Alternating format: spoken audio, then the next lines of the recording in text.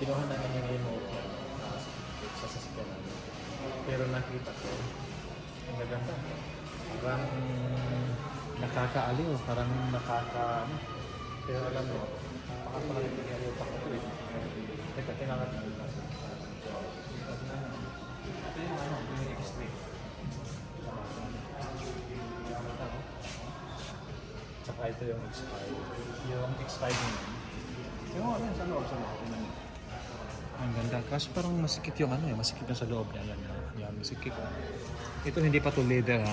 Hindi pa leather. Parang leather pala yun oh. Ang ganda oh. Ang ganda.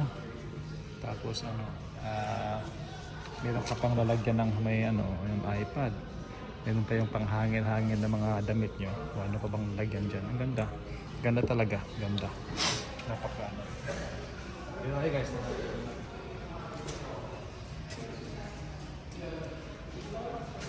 X7.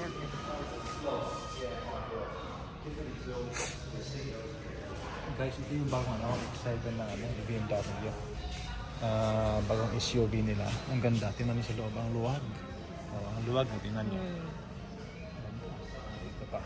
Kasi, bagong series. Ayan. Parang Sunproof. Yeah, it's not got iconic road. it's got the first one. Yeah, it's got lights there. Yeah, look, but it's not fancy. It's got a lighting package, but it's not. Yeah, because the first one.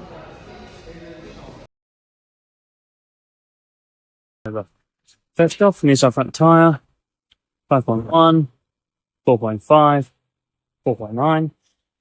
Also front, 5.3, 4.4, 5.1.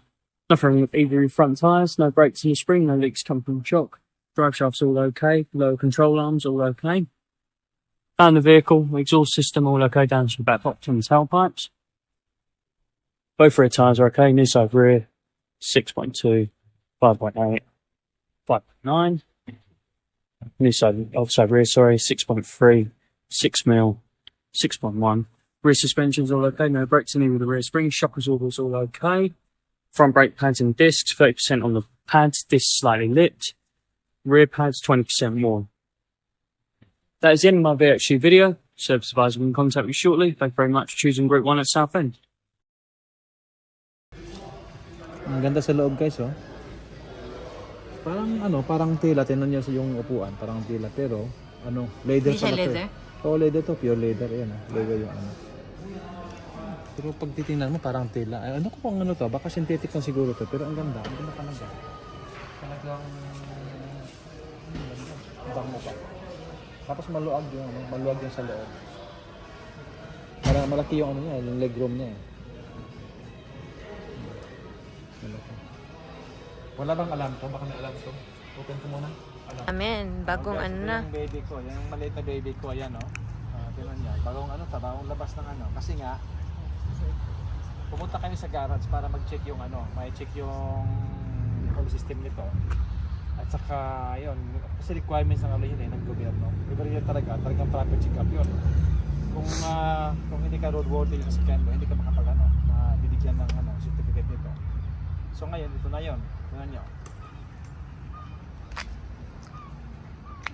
Kumikintab naman kasi nga libreng washing to eh. Libreng washing siya.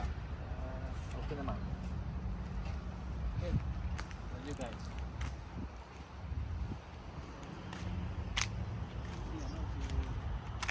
Yan.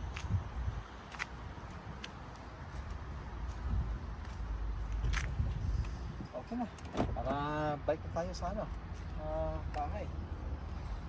Yes.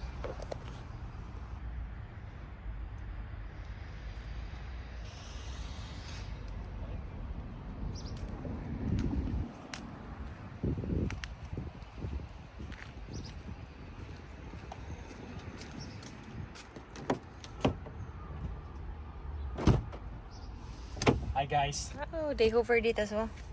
Napakalinis talaga guys. Very clean. The way they do it is a proper cleaning. So now ready to go. Not that proper though. So I can still Well, a see a little little bit there. But at least But they this have is, cleaned it. It's a well cleaned actually. So even I think they hovered as well, hovered the thing a little bit. Yeah, they over a little bit. But the washing they did look shiny. Okay, salamat po. Andito na po tayo. So tayo alis na, ano. Tingnan natin kung ano. Ayan, ang ganda, oh. Sige. Ayan, para makapagkape naman tayo sa bahay, ano.